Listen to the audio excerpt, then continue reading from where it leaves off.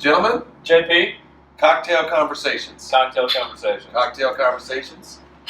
Welcome. John Borden with the sippy cup. We're gonna do it. orange. We're gonna do it. So we got an orange. We got orange beer. I'm drinking a hop gun. Hop gun. By the way, since we're talking about Alligator drool. Nice. did you know over a nail? I have an acre of hops. An acre of hops. Yes. He does. He's grown an acre of hops. Literally. I can help you with that too. That's perfect. Okay. So we have a crew here tonight. This is a very special night. It is Lawncology night 1. We are here in the room. The room. The room. The I room. have here Matt Martin of the Grass Factor. Grass Factor. Grass Factor. I have Jesse Smith of Royal Green Royal Green. over here. And I got John Borden, who's just happy to be here. I'm very happy to be here. John Borden of Business Development. This is what you call a nosedive into the first. Biochar John of Business Development. That's right. Actually, I'm actually enrolling in a new company right now. It's called Valley Fert. Valley Fert. Valley Fert. Yeah. ValleyFert.com. So, now, this may seem like an odd hodgepodge in here, but it was actually a strategery meeting. We're talking about things, new developments, and talking about bringing products into the forefront that'll ultimately benefit everybody who is on the other end of that lens. Sure. Yeah, which is really what we do. Which is what we do. So, let's have a quick wraparound. Matt, how long have you been in the business? I'm 10 years, 10 plus years. How old am I? 31? I don't know. 10, not even 10 years. 10 years. This is the start of my 10th season. Okay. And Fert and Weed Control started in golf. Right. Ended in residential lawn care. That's right. And could not be any happier. It's lovely. John, this is going to be good. Somewhat new to the business. I've been in the renewable business for about 6 years. That's right. Company I work for, we produce what's called a drop-in-the-tank diesel from biomass. What really has brought me here is a co-product we make, which is biochar. Yes. That's why I'm here. We are taking biochar and we are actually adding value to it. So Good There's call. a pitch. I like There that. it is. That was good. Yeah, Excellent. nailed it. So that's That's what right. we're doing. Mr. Jesse, sir, how long has it been? Geez, You were born in this. I was pretty much born in this industry. Yeah. So I've been around it my whole life, but God bless you. Yeah. really been in it for 22 years now. 22 years. How old are you? 19. 37. He is 19. 37? Wow. I think I'm the oldest person here. You are the oldest person here by far. Like by a lot. By a lot. Yeah, by like, By like at 6 least months. like 6 months or something. Yeah, like 6 months. You're 37. 38. You're 38? Yeah. Okay. Yeah. That's not bad. No, it's we're. You're how old? I'm 35. You know, 35? I am winning. Wow. I have Yeah. just become an elder statesman. Y'all are winning. Wow. Elder John. Welder John. Y'all are winning. The Gospel of John states that John is the oldest in this room. Do you know how old I am? Yeah. You're you just 31. told me. You just said Huh? 31. you're 31. Yeah, that's right. 30. Yeah, You just he is a baby. But look how old he I'm a looks. man-child. You I'm a man-child. That is unreal. Yeah. So we're having our cocktail conversation, talking Cocktail about how we're going to conversation. save the world. We've already figured that piece out. Now Oh, we just have to divide it up. we have to divvy up the whole situation. What's really fun about this? Percentage of the world savings. Everybody gets a small listing in the credits. You are best boy grip.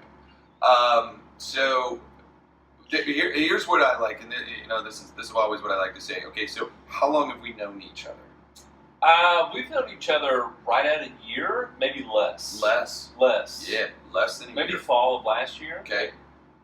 Now we only met in person for the first time at the GIE. At the GIE, Yeah, so which is not super long less ago. than a year. 4 or 5 months ago. Right. 4 months ago.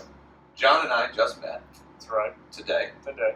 Jesse and I for about 3 years. Yeah, about 3 years. 2 to 3 years. Okay. So what you have here is kind of an odd agglomeration of people who are coming together with one unique goal, and that's to make lawns green. Okay, more than that. Yeah. So- Wait. It's so much more. So than that. much more than that. So much more than it's, that. It's a fun level of development and camaraderie, and that's one thing that's happening here at this particular event is there's a bunch of guys from all over the country that came down here to learn certain things, also to share sort of in this peer network of how they can enhance their businesses, what's new and what's coming down the lane. That's Sure. actually a lot of what we've been talking about. Is we've been talking about this granular that's in development that we're super excited about. More information to come on that as time goes on. Sure. And you know, the value here is there's a team of people from different walks of life looking at, okay, how does this fit into my business? You know, how are we going to benefit the industry? How do we fit into these models of sort of modern fertility and making things work? And that's what this little room just now has turned into, is all of those items while we're having our different beers. Or different cocktails. Yes. And our orange slices. -1. What's really interesting to me, and it's been your approach to fertility, and this is what was such a game changer for me. Right? It wasn't really a game changer. It was a more just honest disbelief. Was the whole concept of low inputs Low inputs. and low inputs as it converts to better turf performance. I did not see the correlation there. Mm-hmm. And as I dissected the science behind low inputs and better turf performance, it began to make more sense. And it's hard for me to understand on the front end as it was for me to figure out Hey, guess what on the that back is? end. That is more That beer. would be more There we go. cocktails. So low inputs to me, okay, coming from university education, my whole concept of high performance turfgrass dealt within the realm of maximize your rates of inputs Sure. and balance the side effects with fungicides, insecticides, so on and so forth. Sure. Um, Chemical corrective fertility. wow, yes, you're exactly right. Chemical corrective fertility. And that went from anywhere from bent grass to ultra dwarf Bermuda grass, all the way to Tiff Bermuda grass to tall fescue. Yeah. And that's what I thought was normal and acceptable and the industry standard. Which it is. It is. That's Honestly, what it is. yeah, it is. Yeah. It is. Oh, absolutely. Yeah, it's chemical corrective fertility is one of the things that I've talked a lot and given presentations about, which is basically saying if we were to spend the money, There's fireworks out there. It's Oh, really that's right. bizarre. That's fireworks. Disney is not far from here. Okay. We don't get paid by Disney. I would like to get their sponsorship on this channel, but they are just outside the door here as we are in Orlando. Disney, here we are in There they Orlando, and we are We would like $10 $10 for saying Disney. Disney. Disney? Disney. Disney. Disney. chemical corrective fertility. Fertility is so what I started to do with people and taking a look at their programs is actually to look at the balance between the cost of their fertility program and the cost of their chemical program. To look at both of those and see where the percentage lines up. Because if I start seeing somebody who says, I'm now looking at 10% of my sales is going to chemical and 10 is going to nutrition, I'm going to say, you need to be spending more money on nutrition because your nutrition is askew. Sure. And Yeah. if we go to it, rather than being chemical corrective to nutritive forward, we use less chemical. That would be the concept. Those are great catchphrases. You like that? Yeah, I do like Should we that. get shirts that say chemical corrective fertility? Fertility forward. Fertility Do- forward. fertility New forward. corrective. So do you Nutritive find forward. Yeah. I'm not in the industry, right? So I have an outside perspective. Here comes the outsider. Here we go. So as a homeowner, what when you're selling nutrient or chemical, I mean, does the home what does the homeowner care about? Okay. As far as long as their grass looks green and they're getting it as cheap as possible. Well, and not even that. Okay, so part of that is very true. Now, as cheap as possible, there's people. You can have a homeowner wants to have a green grass on a budget. Is what I'm going to say. Okay. So people have a budget. They're willing to spend, but they're paying for a service. So that means they're doing better than a lot of other people. They're hiring somebody who has expertise to come out and do things that they no longer want to do. Fair? That's a good statement because that's just what people are paying for. Now, Sure. There's two types of homeowners. There's the ones that do it themselves, and there's the ones that have it done for them. Right. Which are you referring to? The one that has it done for them. Okay, so the person that has has a lawn care company. They called for a specific problem. Is why they called to begin with. Right. Most people who have a gorgeous lush lawn that they've managed on their own are not calling a company to take care of it. So they have a problem, they call a company. The company comes out, their gut job is to fix the problem. Okay? For some people at that point, they no longer need the company. For others, they say, these guys know what they're doing, and they keep the company. They go ahead and pay that, that's like their cable bill, they let it go. But there's really only 3 things at the end of the day that a homeowner is looking for. Weeds are dead. Grass is green. Guy shows up on time. I would take it one step further that typically when I get the phone call, it's not just solving a problem. That's usually issue number 1. Yep. Number 2 would not just be green grass. It would be the greenest grass. So there's always the neighbor comment. Exactly. My there's neighbor's lawn is a green. competitive Definitely. edge there. Yes. Keeping up with the Joneses. Sure. Hey, look, Mark's yard looks awesome. I want an awesomer yard. Yeah. And so all of a sudden, the building of the program revolves around out-competing whoever it is in that property that's, dominating, quote unquote, to quote the lawn care nut. No, that's what it is. Alan Hay, he has really capitalized on that. Yes. It's domination. Domination. And who can dominate the street, road, neighborhood? You know what? In actually where Alan is, where the lawn care nut is, his area is so cutthroat with lawn care companies. Oh yeah. And that is the model.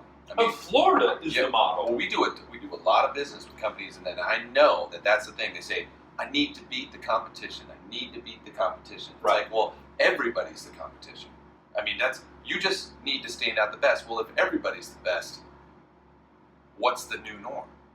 And so that becomes the new issue is like, I can design a program that's awesome, that stands out, that holds and does all these things, but it's always that question. If this guy's fertilizing on a 3-week interval that's different than yours, this is going to be greener sometime. That doesn't mean it's better. But at one point, his fertility is off the schedule of yours, and it looks greener for one visit. No, absolutely, because not everybody's in the same neighborhood Yeah, at the you same can't time. do If that. there's 20 companies in an area, they're not all servicing Not a that chance. neighborhood on that day. That would be so weird if that happened. that would be kind of It would crazy. be really weird. Yeah, sure. Every lawn truck pulls up, and they're all different. They're all staring at each other while you're walking around. Like, So here's another question. yes, So John Borden. as an end user, hence Matt's company, your company, how often do you try different products? You want to go? He does one like every minute. Yeah, I mean, realistically, between lawn to lawn, say I'm approaching 300 different lawns, I'm probably going to try 10 different products. Yeah, I mean, it's hard to really put a number on exactly how many different products are being used because you run into such different situations that, each situation is going to require something a little bit different. You're going to have to attack something at a different angle. Absolutely. You That's look true. at it in a different way, and the ultimate goal is to make the customer happy. Sure. That's right. So if it takes something a little extra or whatever, you just Sure. go out there, you try it. I mean, I would say probably over the course of a year, I'm probably trying 15 to 20 products that I typically don't use in my Regular rotation. arsenal. Yeah. And it's to not to just do that. things. It's not just that I'm trying different products. It's more so that I'm trying the same products but at different formulations. Mm-hmm. Because I have faith in certain products because Sure. I've established enough of a rapport with a certain product. I can predict how it's going to act in certain situations, and it's dialing in the function of that particular product with which particular issue I'm facing. So, realistically, how many different products do I try in a year? It's probably 15. The bulk of that being different fungicides.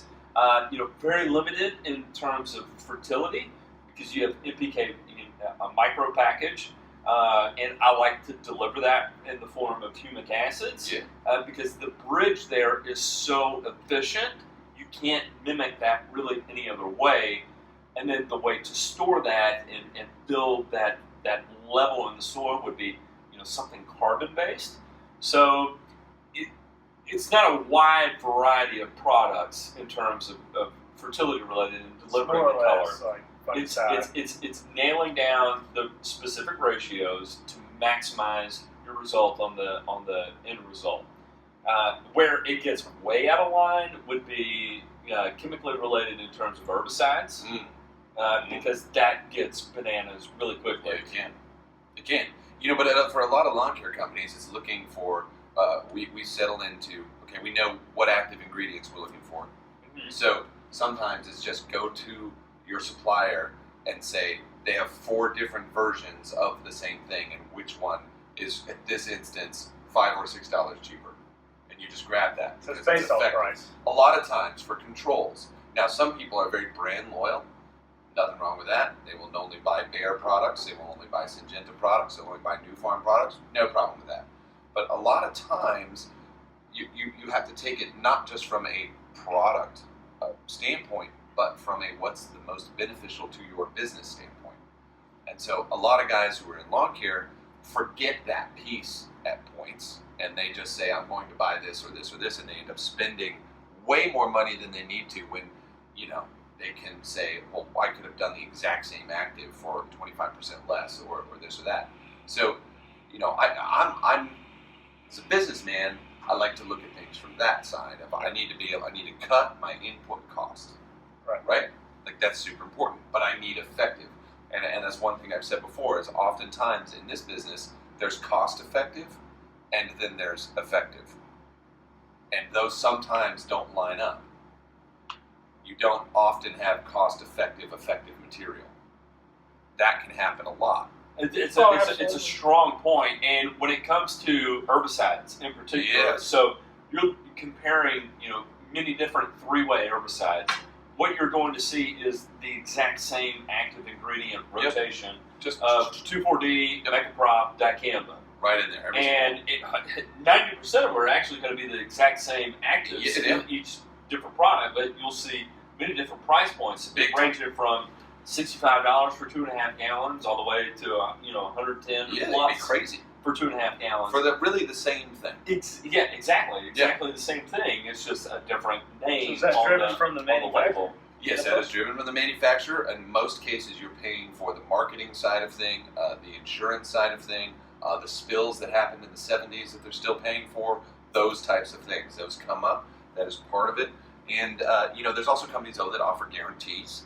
Yep. That like Bayer is really strong on their guarantees. If you use products like Barricade and something doesn't work, you can get money back. Right. There are other products or products. Sometimes it'll be, hey, we're not going to give you money, but if you have a breakthrough of something, here's what we'll do for you. We'll give you some drive, or we'll give you some. So they have a failure dye rate locks built in the case of like a grub control or something. And other companies do like the incentivized program where you buy a certain amount and then you get rebates. They have the rebate programs like Dow does and Syngenta and people like that, which is a great program if you're buying enough to make it happen. Right. But if you're a small guy, you're not getting that rebate. Your supplier is. So there's ways to get into that also and actually improve your bottom line. But for the most part, if it's a read the label situation. Yeah, because there's so few of like new technology when it comes to herbicide weed controls in general. There's very little new technology that's out on the market. Most of it is recycled, repurposed technologies that are reblended into a new formulation. And then put them together with other stuff that they call synergistic. Exactly. T-zone, solitaire, Q4. They're all the same thing. 2,4-D, triclopyr, quinclorac, TDQ.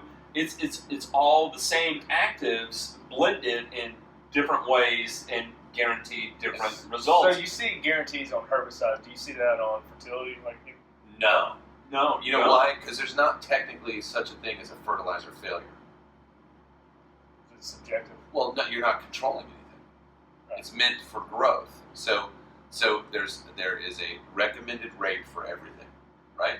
If you don't follow the labeled rate, then you're going to not get the result that would be there. And the labeled rate when it comes to fertility is max. It is basically like basically working out. Off of a pound to end per pound regardless per of application, whatever it is, no doesn't matter the time of year, So you put down a pound of it. Fertility. I mean, how do you roll out a product that you don't. I mean, I'm used to like guarantees or something showing results. I guess people just stop buying. Well, when it comes down to it, really, we're dealing with nature. So when it comes to nature, there's a certain level of unpredictability that exists with it. We are slaves So to if water. you're trying to kill it, you can guarantee it. If Not you're trying just to, if water, You're, if you're trying to slaves kill to it, temperature. Temperature. Exactly. Yeah. Wind, you name it. Nature is what dominates the whole thing. The So, day you want to guarantee nature is the day I will guarantee fertility. yeah, and so we always used to have a saying like this: "Hey, look, water's king. Water's king. Water, too much water, the king is going to flood you out. If the king does not decide to show up, it's going to cause another problem. The water is king." So we take a look at things like that and say, if the king is absent, fertilizer's not going to do anything. If the king is ever present, fertilizer's still not going to do anything. In the The king transition has to zone, reign properly. sure, in the transition zone where we live, it's all about temperature because typically we have enough water. It just Very flows. rarely It's do natural. we not have Yeah. enough water. In the one instance where Gatlinburg had the fires, that was the 1 year we had a drought. How 2 long years has that ago? been? Yeah, 2 years ago, that was brutal. Auburn was on fire. it was. It was Everything was awful. on fire. It was awful. Yeah, It was Georgia crazy. was on fire. That was terrible. And you don't see that often in Knoxville. Knoxville averages over 40 inches of rain It's a a year. lot of rain. There that year, you're talking about 20, barely over 20 inches of rain a year. It's half. So, how do you make a guarantee in that There's terms no way to of do it. water? You can't do it. No. You can't do it. And then on top of that, the yearly temperatures for the summer that time are, mid-90s and above. And that's a number that you can't play with when you're dealing with cool season turf in that particular area of the climate where you're talking about 80, 90% humidity Yeah. every day so it's Oh, really so absolutely. for and fertility. it's 90 really plus just- degree It's temperatures. brand recognition. I mean, this has been a product for When it comes to 30 years. fertility, it comes to the applicator to have the knowledge of how to apply your fertility. Yes, and it's whatever education is being provided as to what source they are going to come after. 100%, absolutely. Yes. The applicator is only as strong as their education. And you also have a lot of old school that's just, Yes. we go out at this many pounds of N Yep. a year. This is our traditional, spring, summer, fall fertilizers. Yeah. They go down at this rate and everything like that. Now there's a lot of stuff in a lot of states that have kind of put that up on end with, nutrient management laws and Blackouts things like in that. Florida. Blackouts and I mean I know in Maryland, Just done you know, nothing. we can't put down more than Was it 9/10 of 2.6? it's anywhere from 2.5 to like 3 or 3.5 Max with pounds soil of tests. N's of N per season. Yes. If it's a new lawn that hasn't been You have been those kind of treated, limits? you can- oh yeah. Yeah, Wow. 2.5 is normal, and then you get exceptions. You get on an new exception stuff. if it's like a new lawn, but then it goes into a whole thing of, is it a new lawn being fertilized, or was it fertilized by a previous company? And so there's a whole bunch of Who regulates that? the state of Maryland, Yes, Department of Department of Agriculture. Agriculture set up But the standards. we can't put down any, phosphorus unless there's a soil test involved. But you can capture, as far as nitrate levels are concerned, what's already in the soil. Okay, so what's cool yeah, about this is going out. This is just what you're Applied. putting out. We don't have to test for N in a soil test. You're just soil limited test to only has to do three things: Doesn't matter what's there. Fuck it. You Two and a can half. only apply what, pH, phosphorus, potassium. That's it. You cover those three things on a soil test, and you're. And that's state to Isn't that state. funny? State to state. No, but that's I mean, how it it's, is. that yeah. I funny? mean, there's a lot That of. is so funny. New Jersey has it. I believe Virginia just adopted it. These $8 soil tests trip me out. They don't So- do anything. They do nothing. They do nothing. An $8 soil test solves nothing. No, all it does is say, yes, I'll go ahead and take my 40 tons again. That's all it is. Thank you, Mr. Fertilizer. $40. Thank you, sir. May I have another? Yeah, so what's cool about what happened in Maryland is this. They passed a statewide limitation on nitrogen, and guess what? The lawns are still green, right? Oh, I mean, And the panic, What a game changer. the panic was insane. It was crazy. pandemonium. It was crazy. Everybody was freaking out. They're like, "There's no way I can get down below 2.5." you know, we would go to recertifications and things like that, and there was just nothing but grumblings, like, oh my God, this is going to be terrible, awful, you know, and I was looking at it. We've been doing it for Years now. 18 years, give or take.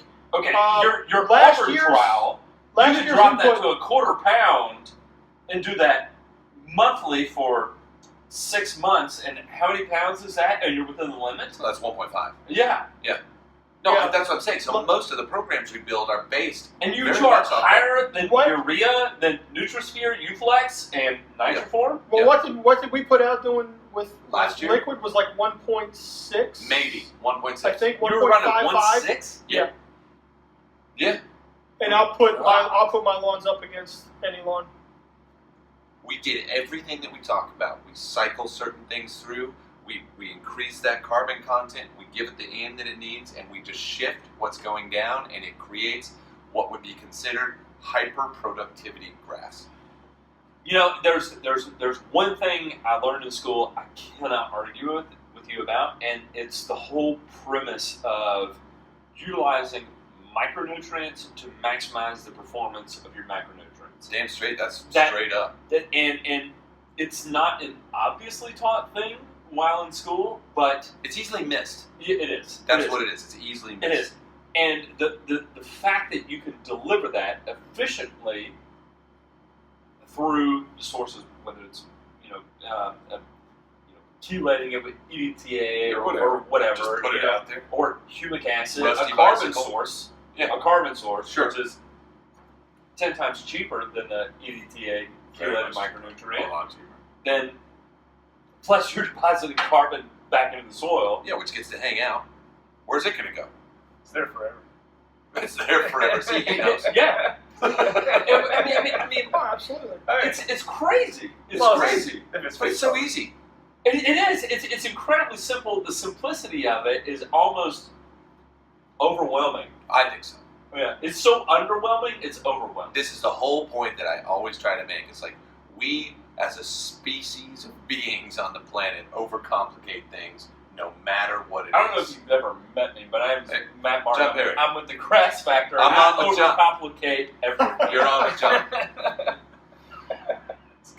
This guy. But no, yeah, I mean, you don't need a lot of inputs if you're doing the right things at the right times to It's benefit your time- soil. Sure. Yeah. You know, it's all about that. If you can create, you know, better soil ecology, you're going to create a more efficient plant. It just gets It doesn't need a whole lot. It's the Terra Preta. Yeah, Yeah. that's true. Actually, you know, there was It's the terracotta. It's it's not the terracotta. It's not the terracotta. So there was the What's the what they terracotta? found. Terracotta. I'm copying this from him, by the way. I don't know. Oh, it's never Terracotta. I was always Terra Preta. Terra Preta. Terra It's Preta. Terra Preta. What's the difference? It's the Amazonian Indians. Years and years of burning. Dang. And they Amazonian dug Indians. down deeper and deeper and found the richest, blackest, most carbon-filled soil Who did? in the rainforest. Yeah, you take surrounding Science plus. did. Science dug down. Science dug. I don't know the guy who did it. I think read it was. this. I think it was awesome. Elon Musk. It was Elon Elon Musk? Yeah. Shoveled his way. Actually, Is no. this he made after it. Falcon Heavy or He before made it. pre-Falcon Heavy? It was zero carbon. This is pre-SpaceX, isn't it? So the This is Terra Preta, pre-Tesla. what he's talking about, was in the rainforest, Yep. and basically what they found was that there were two really fascinating things about this. So this particular soil was the richest sort of carbon live material that they had discovered in a sort of band around. Australia's super into this. Okay, This is South America. this is South America. Yeah. Okay. I Australia's think so- we're different continents. So yeah, a little bit, but also in the same This is sunrise worldwide. sunset I'm sort trying of to remember situation. my wrist. Worldwide. They're both winter at the same time. So what happened was this: Australia and South America. So you've got this soil that they found. It was from years and years of burning. It was around this city. It was in the jungle. But also what they found was that the actual microbial content of that material was lower than the sand in Nevada, Why? because it was so carbon rich and it was already in position of like perfect topsoil. There was like no use. There was nothing for them to do anymore. it had been already turned into this situation where it was so carbon rich and it wasn't cycling nutrients the way that it needed to. The populations didn't have to be as vast. Okay, so The workers weren't needed. Okay. How cool is that? You get your biggest response in terms of microbial activity and soil activity in deficiency situations. Where things need to work. That's why biochar doesn't work in soils that you really don't need it in. You're just, What a there's game so much changer. surface. There's so much surface area, and there's not a lot of organic matter that needs to be turned into this. So that's what was happening. Okay, let's talk about the Which is principle also why behind. giving a sugar substance to the microbes in the soil creates Spikes them real quick. Yeah. just a spike real quick because Yeah. they're starved for that. What was the name of Sugar. the guy that he would blend the beer and molasses, and it was part of a book. I think Do you know his what I'm name was talking about? It was not. Budweiser. It was not. Budweiser. No, he would do it. And it was the Yeah, yeast and yeah. the sugars, Which is what I've told so many people to do. Right. Because it works. Yeah, exactly. It was funny. I was talking to you about dethatch, and Yes. you were like, "Oh, yeah, okay. So here's what you do: Mhm. you go to the co-op, you go get some molasses, fill it up, and run a pint to the acre, and it's going to be a good calcium source. But it's also simple carbohydrates. Will break things down really quickly." Sorry, I forgot we had that conversation. We did. Yeah. And there's an organic guy that did that where he Yeah. incorporated beer into it that That's also right. added a So yeast it component. had yeast, yes. Yes. But And it was so- not live yeast. It was an active yeast. Right. That's the difference. Right. Okay. And so Not the anyway, same. that was the whole premise there was to No, and it put works. to a that. Yeah, It does. really burns through it fast. It does. The, Oh, I sent you a the couple. problem is I that sent you a couple pictures of that one lawn. Yeah. That Ripped right through it. ripped right through it. is that doing the dethatch. No, so I gave him the thing. I said, do this. That was the one you did the, Yeah. okay, I'll try this and I'll just do that. That's what most of the guys who raised their hand in the room today, Uh-huh. I said, go put this on, and this on. Well, how much? Make sure you have a beer for yourself and one for your tank. And it worked. It's literally all it was. A little bit of molasses. You know, this is why I Throw get it so out there. mad at you because seriously, because you tell me. I mean, the most basic of things. You go do this, and I'm like, yeah, I know. Trust me, I already knew that was an option, and then I go do it, and it works. And then you're like, okay, by the way, I sell this product, and it's cheaper than you can make it yourself. I'm like, damn it, John Perry. That's true. And yeah, it's really aggravating, but it's brilliant. Information first. It's brilliant. It's education first. It's every education time. first. Education first. How much education exists in our industry? You know, Wait, post school? A school, I don't even think counts because It doesn't. how much did I learn about mowing paintgrass 185 thousandths of an inch do I apply in mowing fescue 4 inches? I'm surprised you could complete that sentence. I did. It was really good. 185 thousandths of an inch to 4 inches. Yeah, I don't know. How much do you use that? How often? None. A zero. Zero. But you paid for that. And this is, let me tell you how realistic that is when I say zero is, okay, so the guy who managed the softball and soccer fields at a particular university that I have affiliations with Yes. came to work for me. Mhm. And after a week, he quit. And his reasoning behind why he quit, this was a slam dunk hire. I mean, this is not like pulling a Joe Schmo off the street, getting them certified in the state of Tennessee, which you have to take a very intensive class to pass. You have to have pretty good licensing and a knowledge of the industry in order to be able to do it. It's not like the state of Mississippi or the state of Georgia. Where you which just is- walk in and get a piece of paper and you go out and right. spray. State Yeah, of yeah, Tennessee, I sure. would equate this somewhere up north where you Yep. have to actually take Yep. a particular test. Florida's 3 years before you can get truly certified. 3 years? Okay, in the state of Tennessee, it's 2 years. Yeah. yeah, we got one in Maryland. Yep. One? Okay. Okay, so he came to work for me, had all the knowledge in the world. I mean, clearly he could operate turf grass. If he can do it on a university scale for softball and baseball fields for a university for years, a decade, he'd been able to do it. And he stepped into the residential world, and his statements after a week were, there are so many variables that go into residential lawn care Oh, yeah. I'm overwhelmed by it. I don't know if I can keep it up. Mm-hmm. And he quit. That is a very accurate, true, and wonderful representation. And here's why. A guy who gets a turf degree and goes to work for a golf course has one piece of property and one person to answer to. Yep. You And he's have, on it every single day. you have a couple thousand customers. You have a couple thousand bosses.